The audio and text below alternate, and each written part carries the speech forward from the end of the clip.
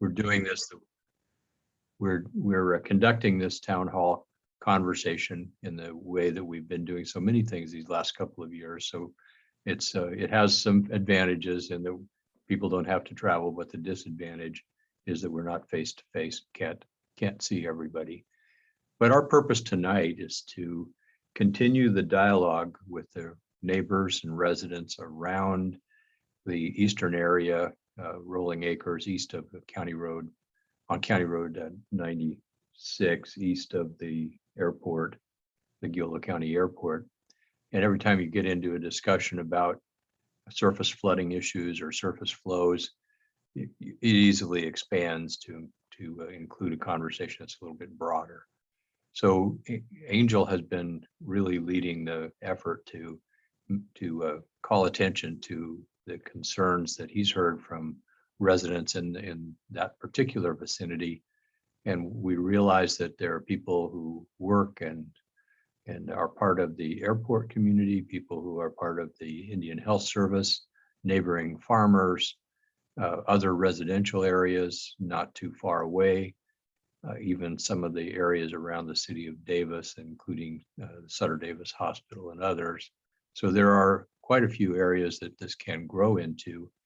But I think sometimes you want to go slow to go fast. And so we want to share with you all what our staff and Angel and I have been working on, and how that might respond to some of the concerns and interests. And of course, anything we do is going to involve some commitments that go beyond the group here, some financial commitments, and our colleagues on the board. So this is a point in time. We hope that we can share with you tonight and hear back from you, and together arrive at some steps to take forward. And I look forward to hearing from you and maybe even seeing some of you at some point. Look at there. Good to see you all, or at least good to be seen, I guess. I look forward to the conversation tonight.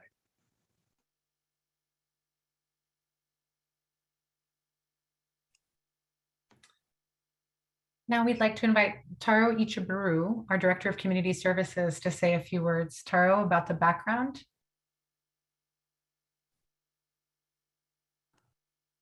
Thank you, Elisa. For some reason, I can't start my video either. So welcome, everybody. As Elisa said, I am the Director of the Department of Community Services. Been involved in this effort for probably a couple of years now. Trying to figure out ways to, how do we move forward? I'm very happy to where we are today because we have the attention of the broader group, and we seem to be slowly but surely going in a definitive direction. What I wanted to talk about very briefly, just perhaps for the benefit of folks that have not been involved in these conversations before, is a little bit of the impetus, how it was that we got here. And Elisa, I don't know if you have the ability to put the slide of the map up for folks, but we're generally talking of the area that we call Rolling Acres or West Plainfield. It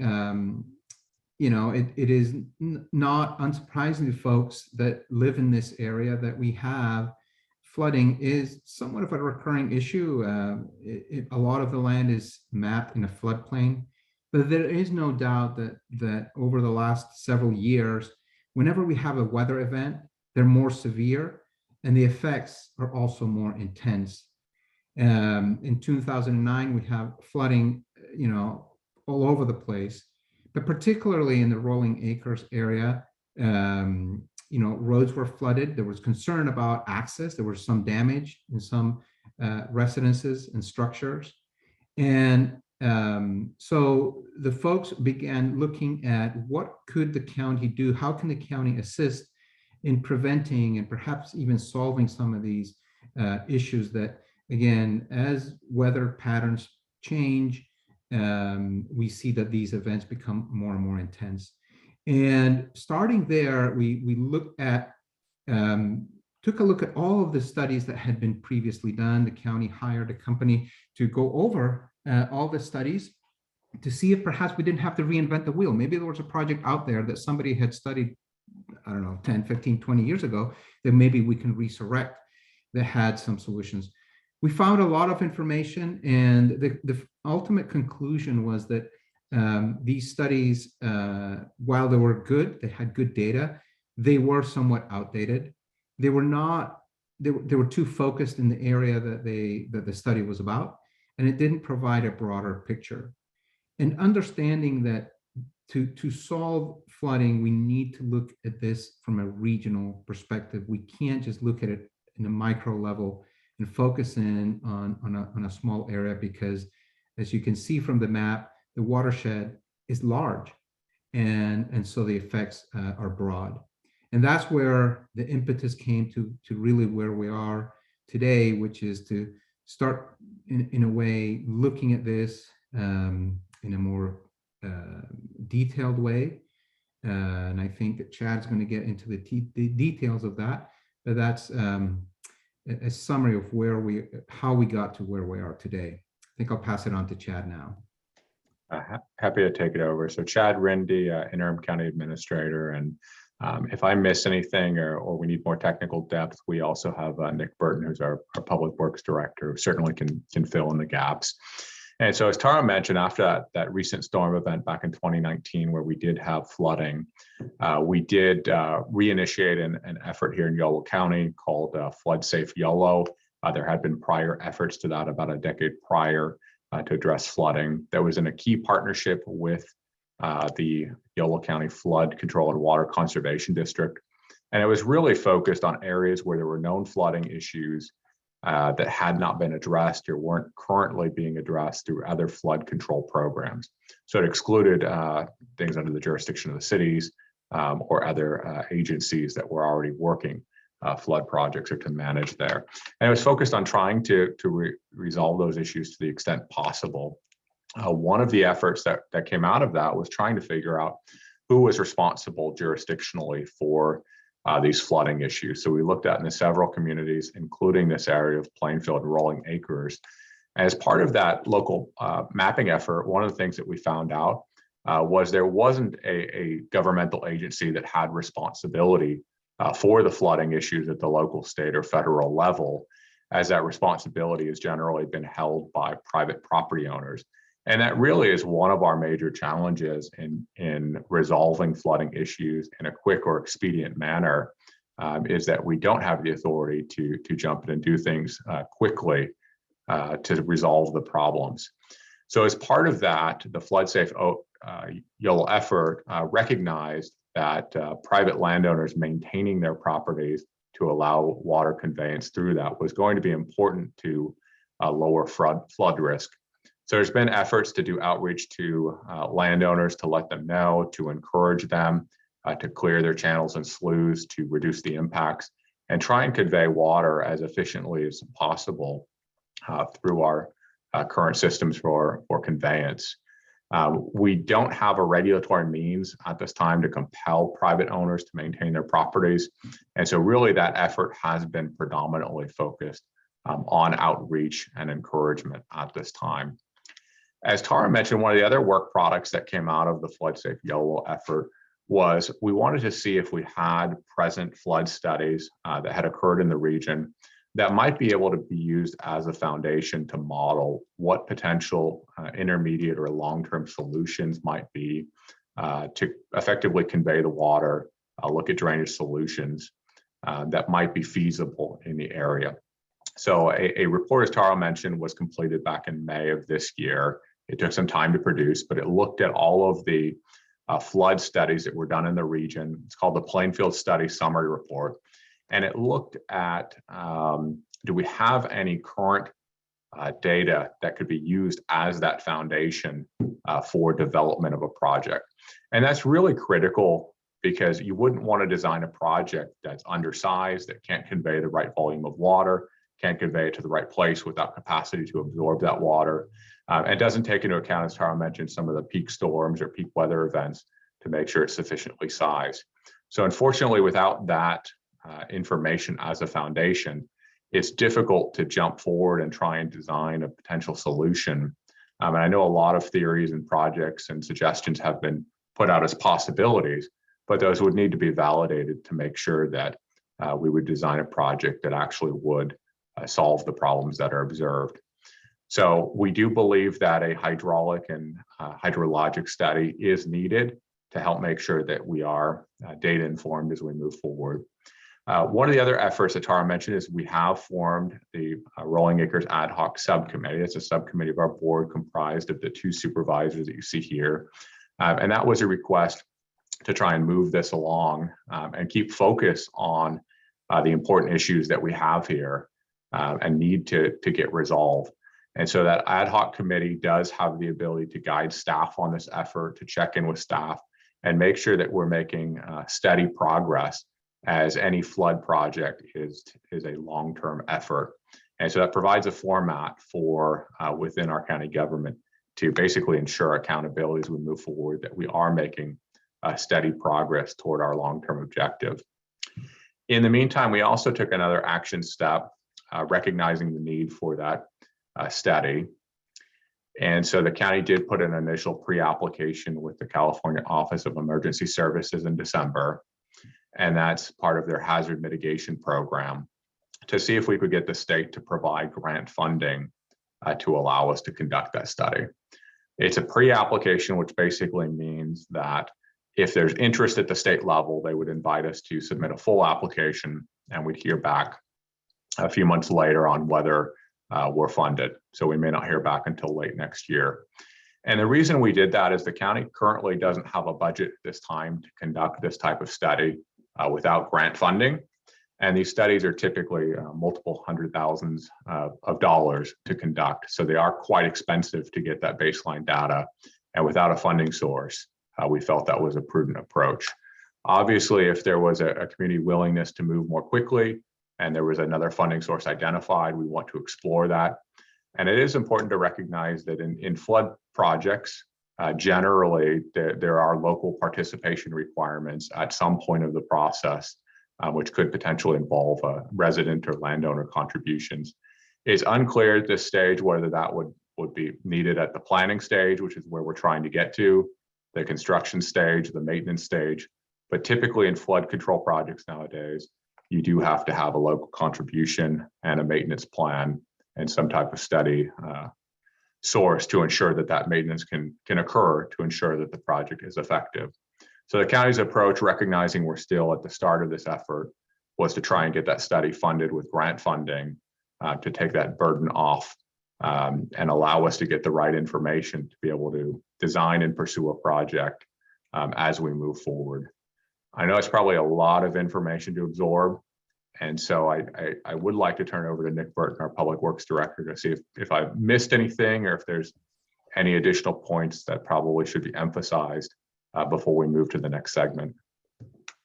Yeah, I'd have one kind of small thing to add, Chad, that was well done. I think an important aspect of developing a project, and as we get the study to understand where the problem is, the magnitude of the problem, and how we address it, really making sure that we capture an area broad enough where there's damage that's significant enough that we are able to compete well for grant funds.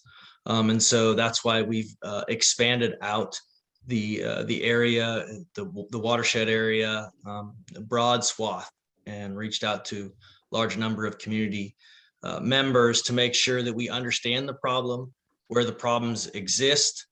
And also too, we've started to reach out to other agencies as well to make sure we understand, other areas and problems and potential damage created by the same floodwaters. So, and all that goes into understanding the problem, but also too the potential benefit of the project.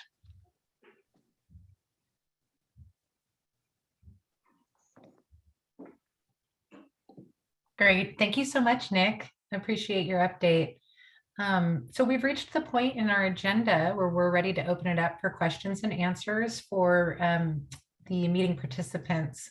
So for those of you that have joined via computer, you have, or an app, I should say, on your smartphone, you have the ability to raise your hand.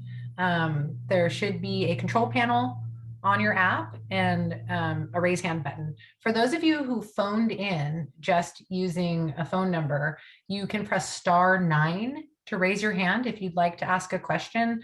Alternatively, if you don't feel comfortable, perhaps unmuting yourself and asking your question, you are welcome to type your question into the Q&A box. And then, of course, as always, if you perhaps don't feel comfortable asking a question in a group setting, or maybe later this evening, a question occurs to you that you wished you could have asked, I would encourage you to email naturalresources@yolocounty.org. That email address is on the bottom of the meeting flyer that you received that brought you here tonight. You can send an email to that email address, and you will get a follow-up or a contact from one of my staff within about 24 hours. So those are various options, and I'm going to take a look and see who's got their hands up and start calling you to the microphone. So just bear with me for one moment.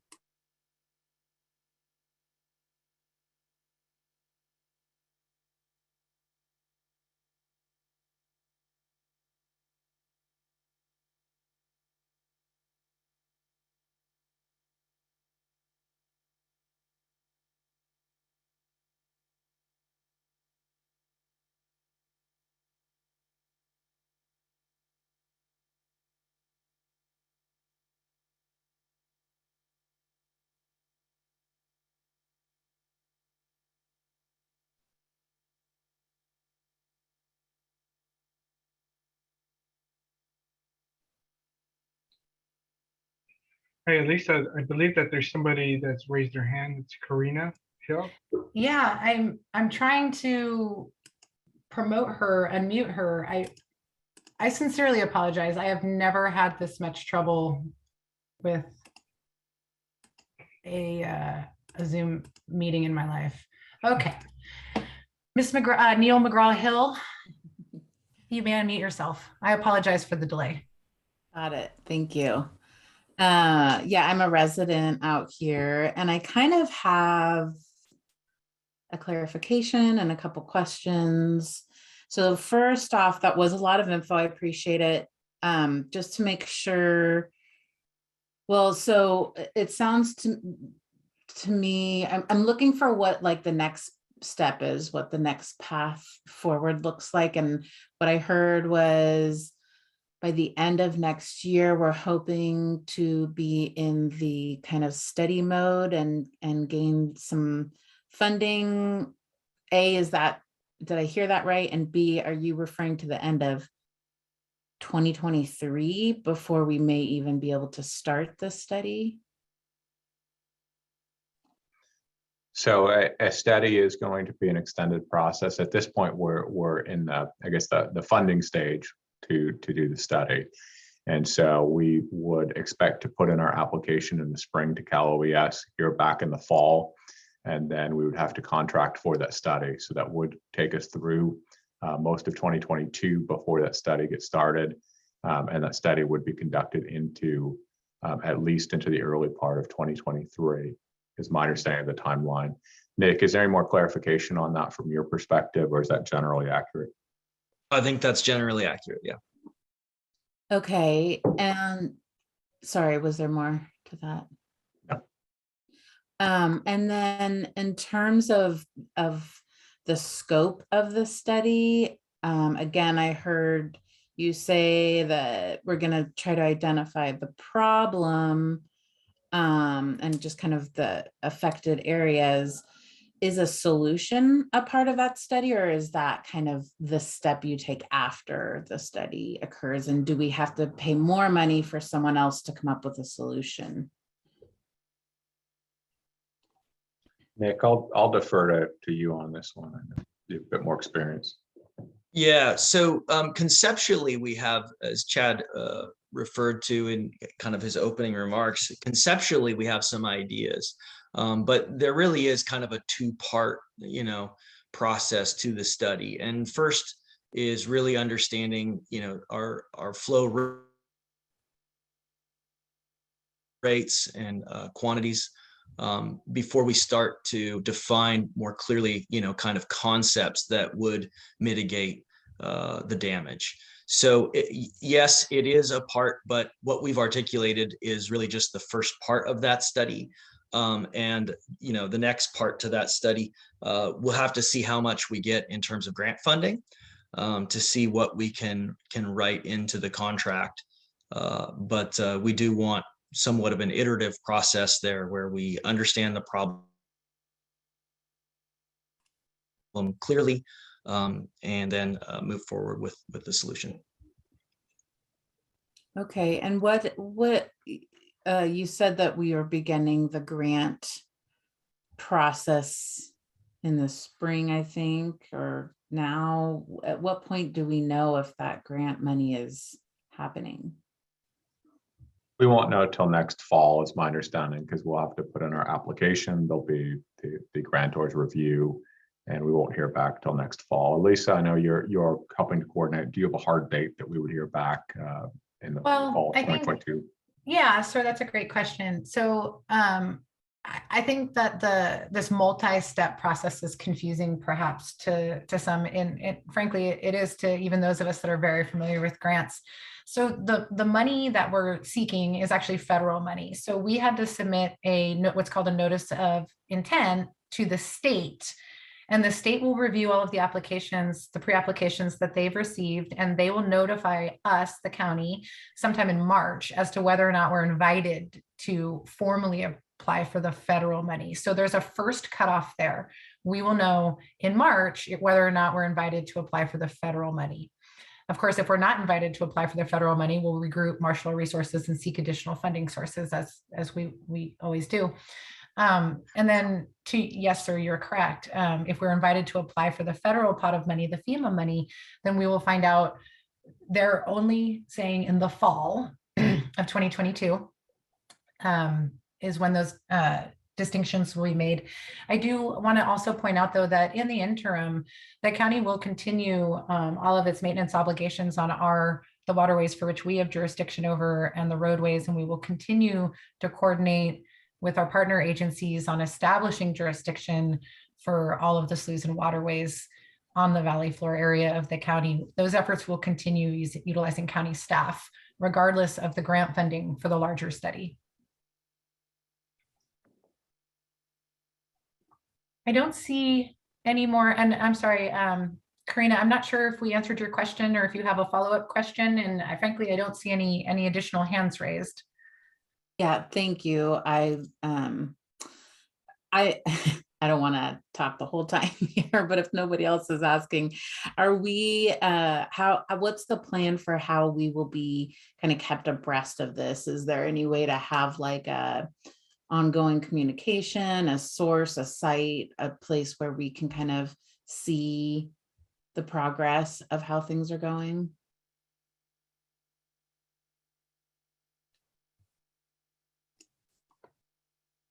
Well, I think that's certainly possible. This is Elisa with Natural Resources. We can certainly post meeting notices. We generated a mailing list, and I've already heard from one gentleman participating in the meeting tonight that although he lives in Rolling Acres, he did not receive the meeting flyer in the mail, and I apologize for that. We did generate a mailing list utilizing our assessor's database, and we sent mailers out to well over 200 addresses.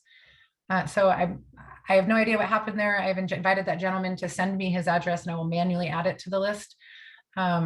So for those of you that would like to be kept abreast, what I would invite you to do is to send an email to naturalresources@yolocounty.org. And as a first step, we can create what's known as an listserv, and we can keep you abreast via email.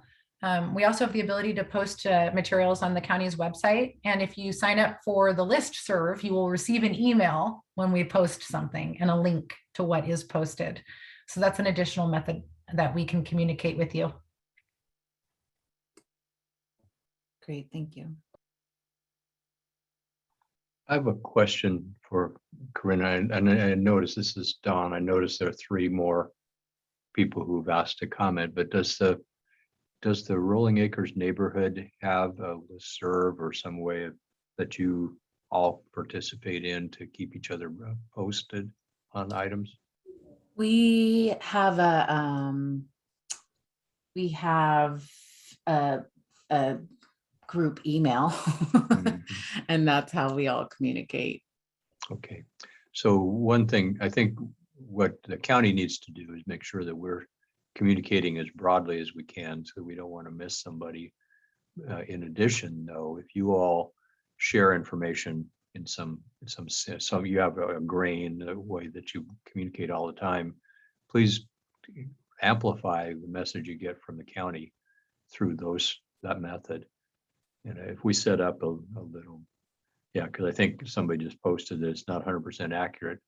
So if you'd let Lisa know that you're interested, some of the people on the call here are not members, are not residents in the Rolling Acres neighborhood, so they can let her know. But if you, everybody should let her know, but we can do additional amplification of the messaging. The website, we can set up a website, and then I know that Angel and I are willing to meet occasionally, periodically, especially if there's some new information that comes out that we want to make sure we touch base with folks on. So we can commit to doing that. I don't think weekly makes sense, but maybe we might meet quarterly or something, just to make sure that we communicate. Sir, if you don't mind, I do have a question that came in the Q&A. Before I promote another speaker to ask their questions live, I'd like to address this question from oh, I'm so sorry if I mess up your name, Grotjohn.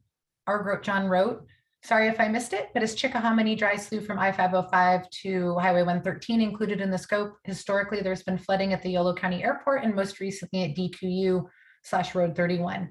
Any details of this approach interest me. Thank you. Yes, our Grotjohn, that area is included in the scope for the area of study for the hydraulic and hydrologic analysis that we would like to undertake. We are well aware of the historical flooding issues at the Yolo County Airport, and I hope that you'll be pleased to know that we have begun our internal communications with our airport manager to ensure that we are all moving forward on the same page. So I'm going to go ahead and mark this question as completed, and I would like to now invite Warren Ruse to join us and ask your question, please. Hi, can you hear me? Yes, sir. Oh, well, that's even better. I'm just wondering if in this thing, as it gets going once again, if folks like Bob Clark and Lucas Farikas down in Davis and their counterparts in Dixon and Woodland are read in or included, because I would think participation and involvement from some of the more people in leadership roles in the town levels would be very well considered, if not critical. And I know at this nascent point, I don't think any of them are, if you will, read in. I don't have those kind of contacts, but I know folks like Don, hello Don, do. And that's just my suggestion, that if those folks could get involved in this, boy, that might make a real difference.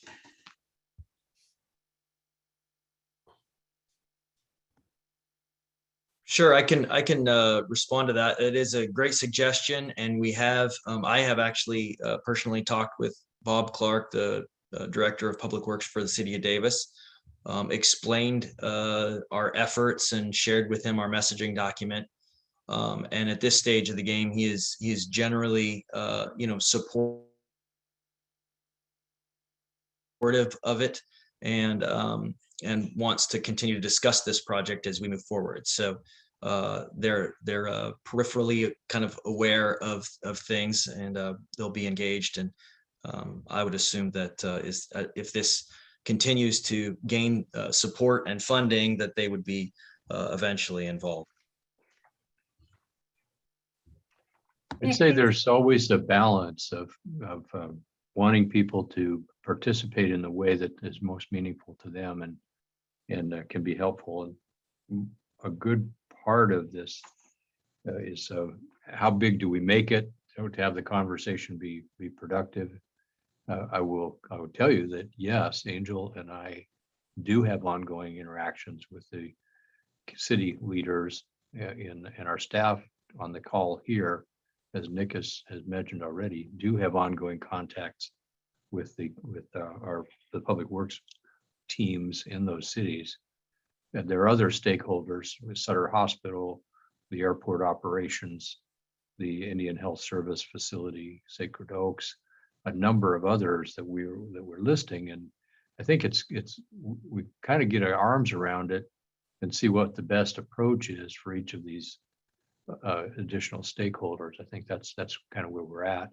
We've had some initial conversations just to let people know that this conversation is happening, and we'll continue to navigate it. I think it's hard to get 400 people in a room and talk about how they all might be interested, because that kind of breaks down pretty quick. Does that make sense, Warren?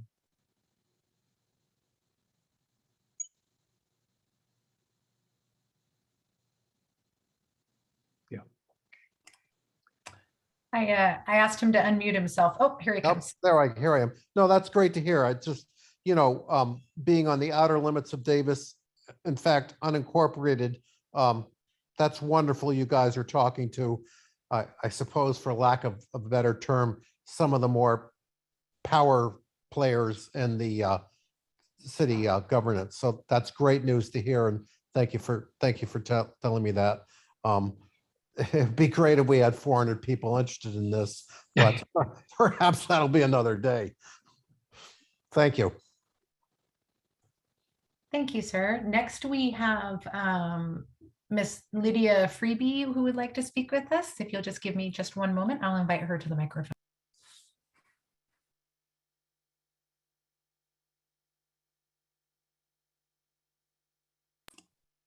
So Miss Lydia Freebie or Mr. John Freebie, would you like to speak?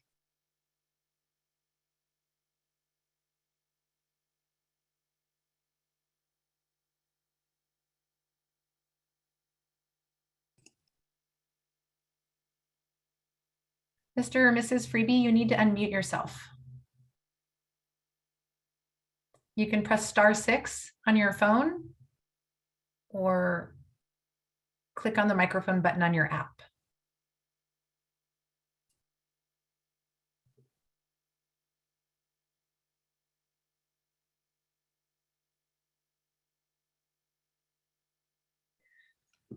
Okay, I will reach out to the freebies in the chat, and I would like to invite Eric Tavernier to come to the microphone.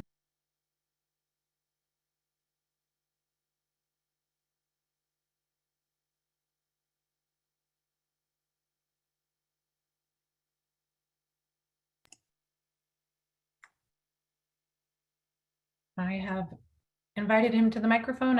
Oh, here we go. Mr. Tavernier, you appear to be unmuted.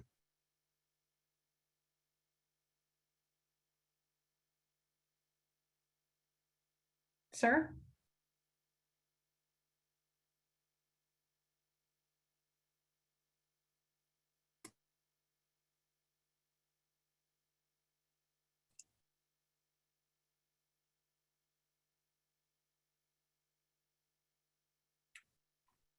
Sir, I see that you're unmuted, but we can't hear you. Perhaps you can type a message into the chat and I can try to help you figure out how to get your audio working.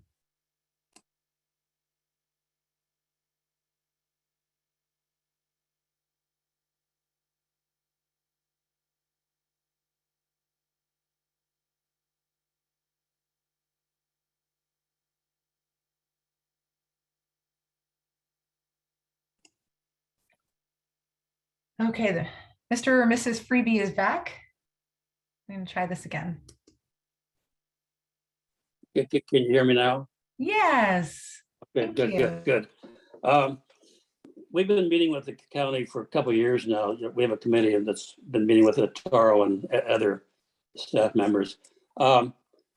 Recently, we've been talking about getting other agencies involved that can that has funding also that can be accessed, or at least get involved with them to see if they have funding that could support moving this along a little bit faster. We've been waiting 2 years already, and waiting for another year or two, it doesn't seem right. We again, the committee would like to get these other agencies involved as soon as possible to see if they have funding that would help move things along, quicker. It's disappointing that again, we've been at this for 2 years, and all of a sudden it looks like maybe another 2 years. It's disappointing. You need to probably We are, as I think Public Works Director mentioned earlier, we are doing outreach to other agencies that are part of this watershed, and that will be part of our conversation to see are they willing to financially participate as well as part of this process. We are trying to be cautious, as I think our supervisors mentioned, to not scare away potential partners by being demanding earlier in the process. And so we are trying to tread this line carefully as we try to form a regional coalition that can lead to a project someday to alleviate the flooding issues. And so we still feel like we're in the building stage and want to be careful to get our partners on board along with us before we try to extract significant financial commitments, because the planning dollars is going to be a small cost compared to what may come later down the road as we start designing a project and constructing a project. Now, we don't know what that cost will be because we haven't gotten the information to develop that, but that cost may be sizable. I can add a little bit to that as well, and that is that when discussing with the Public Works Director from City of Davis, without having a study that defines the damages and articulates those very well, it's very hard to have convincing proof for them, just through one conversation to show that that we have a project worthy to put money towards, allocate money towards. And so they're interested, and they've shown an appropriate level of interest. And so we are continuing our effort as well to trudge forward and seek grant funding and clearly define and articulate the damages so that everybody can see what it is that we need to do. So this is part of the process. This is part of the challenge. And this is, just part of what we as staff are going to need to take on and continue to move forward in order to eventually find a solution.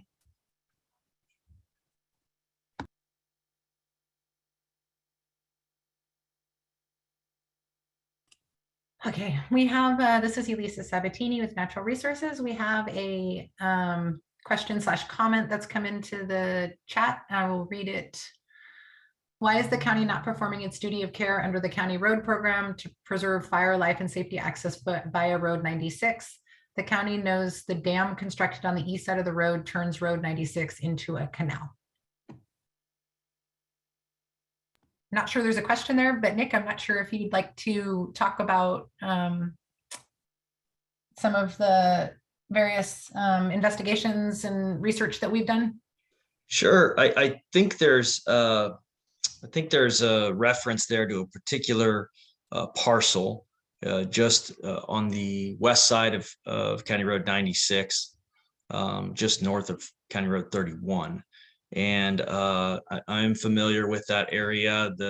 The roadside ditch regularly gets bladed in by the farmer, and we are, kind of working collaboratively with them to reestablish that at ahead of winter, ahead of the rainy season, and to create proper drainage.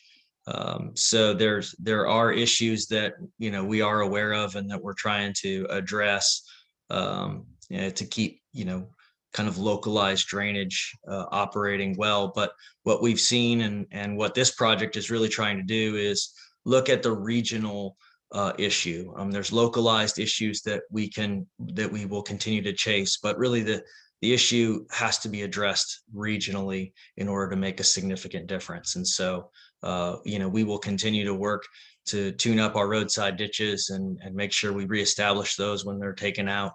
But really, the problem exists, the solution exists regionally that we have to pursue. Thanks, Nick. I don't see any questions in the Q&A, and I don't see any additional hands raised.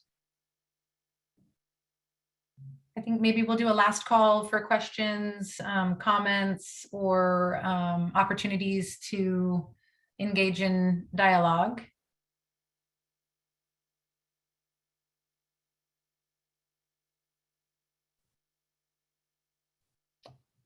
All right, well, seeing none, I do want to remind everyone that, should you come up with a question that you wish you'd asked, or, should something strike you later this week, you're always welcome to email us at naturalresources@yolocounty.org. I did put the email address into your chat. It's also on the bottom of the flyer if you did receive the flyer in the mail. For those of you, I just want to repeat, for those of you who did not receive a flyer, who live, I believe the mailing list we generated was about 1.5 miles circle around Yolo County Airport. So if you live within that circle and you did not receive a flyer in the mail, I would very much like to hear from you. And please send an email, include your mailing address, and we will add you manually to our mailing list. And then I would like to turn it over to Mr. Ichiburu, our Director of Community Services, to talk with us a little bit about what people can expect in terms of next steps. Thank you, Elisa. And thank you, everybody, for the comments. One of the things that I wanted to point out is that we share a little bit in that frustration that this is a very slow moving process. It is unfortunate, but it is the nature of the work that we do. And we wish we had access to additional resources, but sometimes we have to take our time. We have to investigate things so that then we can apply for these grants. So with that, so the next steps basically are to continue down the path that we've laid out today. Our efforts to receive the grant funding. While that is in the process, and as you heard, it will take quite a while before we hear back on the grant, we will continue our efforts, as some of the folks have spoken, talking to some of our counterparts and other potential interested parties, letting them know of the effort as we move forward, so that when the time comes, I think as Supervisor Saylor mentioned, that it is the best way that they can be engaged. They are at least knowledgeable of the efforts that we've done so far. Another thing is that it is our intent to make sure that efforts are, that we provide feedback to you, whether it's through a mailer or an additional meeting. We certainly don't want to let too much time go by without checking in with the group. And I think those are the next steps that I can think of. I don't know if Chad, you have additional thoughts? I think you've accurately described that. We want to pull this group together when we have significant developments. And because we're pursuing funding that has a bit of an extended time frame, we want to make sure that we've been invited to apply, have an application in, so that we have clarity of where we're headed. So I think, Tara, you've accurately described that, and we are doing outreach to other public agencies. I do see another question has come in, Elisa, and I'm not sure if you. I was just trying to get your attention, sir. We have an update. Nick, I believe you were the one that responded to this initially. The update says that the previous commenter talking about the berm was referring to the east side of Road 96, north of Road 30A. Okay, well, what I would like to do is whoever sent the comment, if you could send your contact information, I'd be happy to get on the phone with you, find out exactly the berm you're referencing so that we can take a look at it.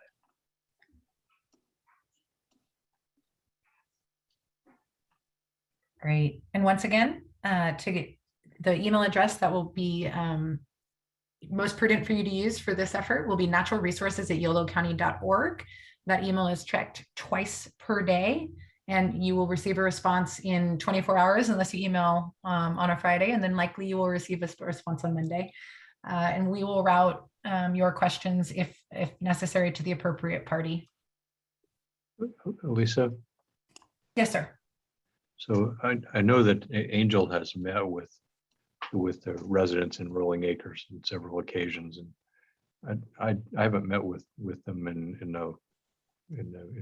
for other than one small group one time, but I have had some experience, some familiarity with the issues. In fact, when I was first elected to the board in 2010, Ed Beauchamp decided it would be a good opportunity to put me in his little four-wheeler and give me a tour of the area, because he remembered when he was a child, his family had been displaced by the Army Air Corps. Just so happened that day was raining. When they built the county airport, they displaced Ed's family. He was a child then. So he wanted to show me where all the routes, all of the drainage used to be before the airport was built. And his dog and him and me and the green little car rode around those hills and got soaking wet. And it was interesting because, of course, it meant that what he was trying to show me was very clear, that all of these areas are interconnected, and the surface flows from one area do impact the surrounding areas, and there are downstream and upstream connections. It didn't take long before I started seeing the pictures of floods that it would happen in the heavy rains that came from your neighborhood and others. And when just about 3 or 4 weeks ago, we had a rain, maybe it was even less than that, and I happened to be driving on 31. We had to close a part of 31 for a period of time just recently because of the rains.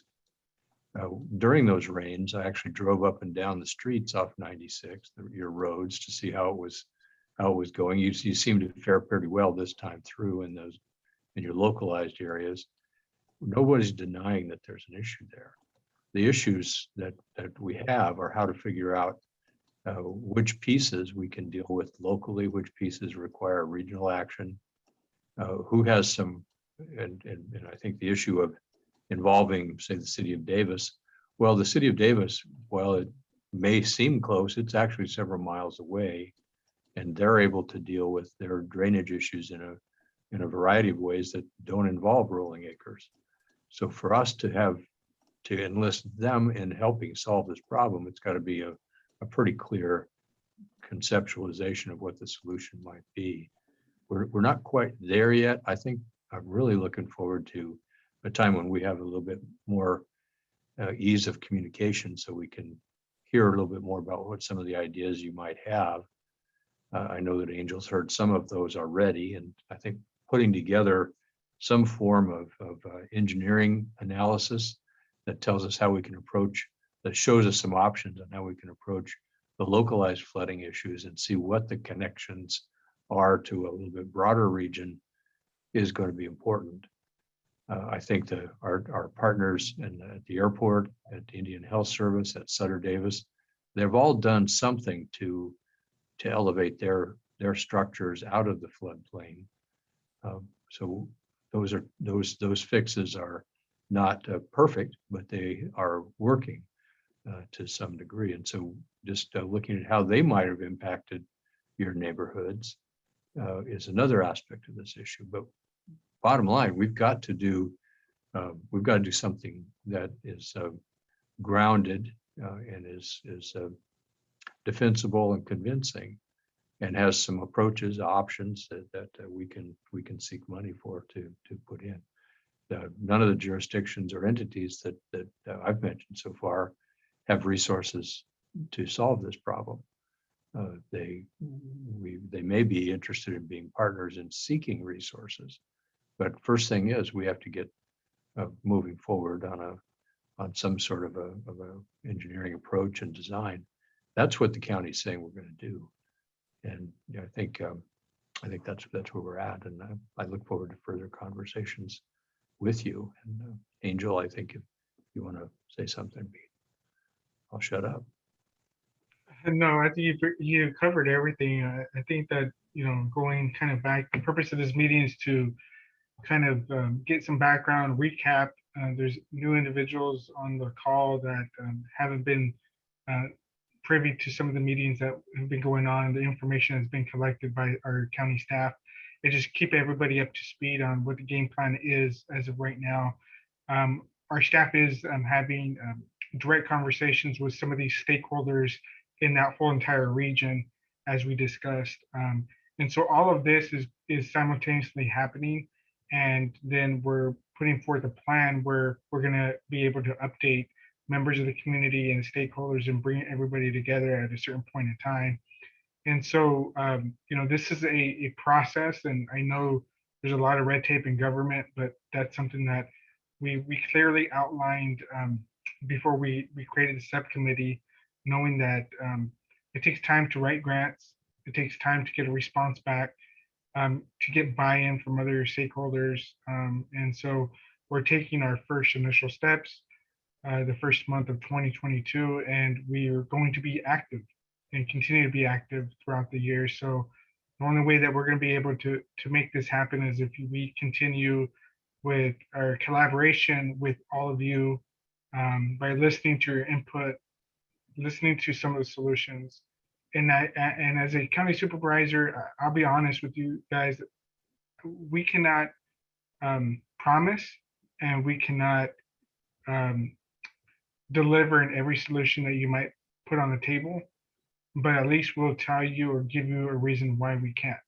But what we can do is, when we do have also traction, we'll let you know that that solution that you provided is something that was very helpful in our application or our approach to another stakeholder outside of this community stakeholder group. So we got to work together, and you know, I look forward to working with you all. And also, you can contact me and contact Dawn if you have any further suggestions, or you're not happy with some of the process, or what any questions that you might have. Please reach out to us. Thank you.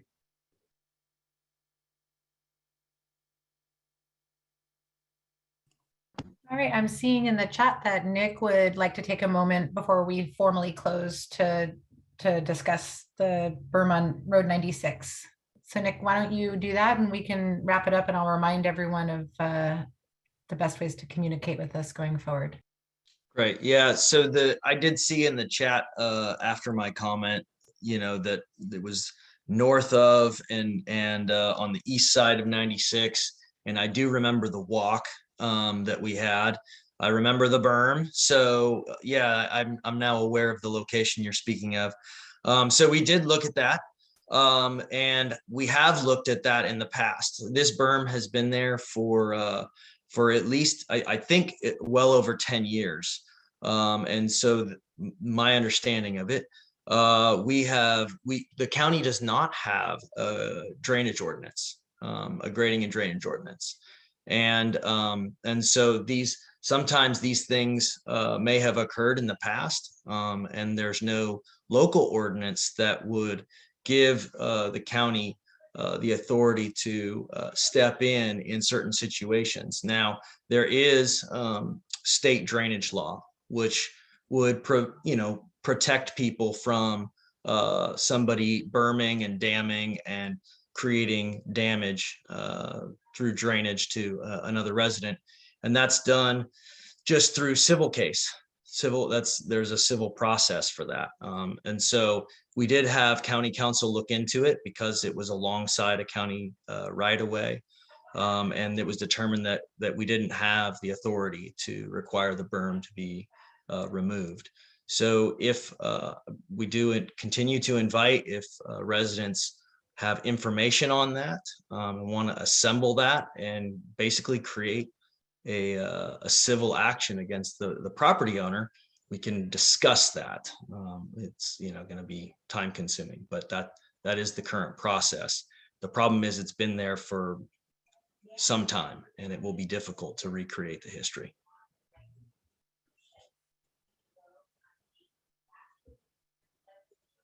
Nick, I see there's some additional comments. They're not really questions. I'll read them into the record. And it sounds like maybe there's a subgroup, Nick, that could benefit potentially for some additional contact to gather some information on their concerns. So the comments that came in are: Don and Angel, you can use county council to perform your duty of care to preserve the use of Road 96 for fire, life, and safety access for the residents. Waiting for a big study is a big put off. That was from Eric Tavernier. And then from Mr. John McCarthy, we have the berm on Road 96 has been a problem for the 25 years I've lived here. So thank you both for your input. I will throw up the contact information. If you're on your phone, you can do a screenshot. If you're on your computer, you can also do a quick screenshot, or I will leave it up for a few moments so you can copy it down if you'd like to. The phone number and the email address were also on the flyer if you did receive it. This is that same information. So just one moment, and I will put that.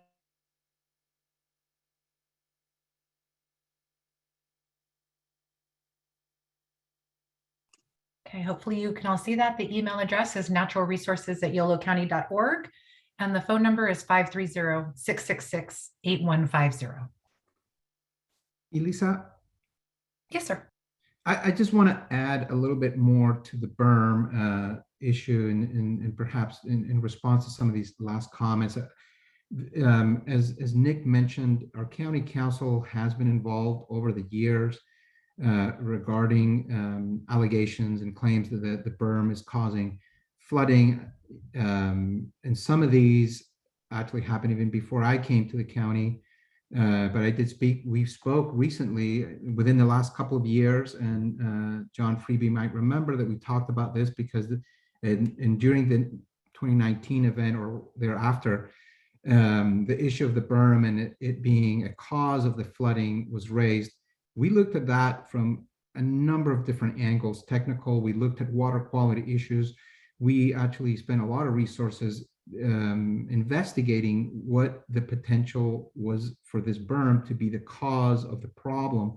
And again, county council looked into it in depth.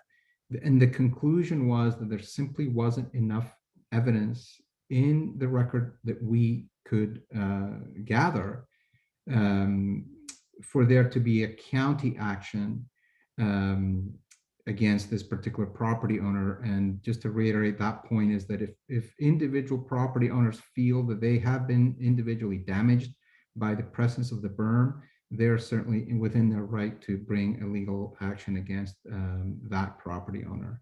So I wanted to bring that additional context. And one of the folks mentioned, 25 years.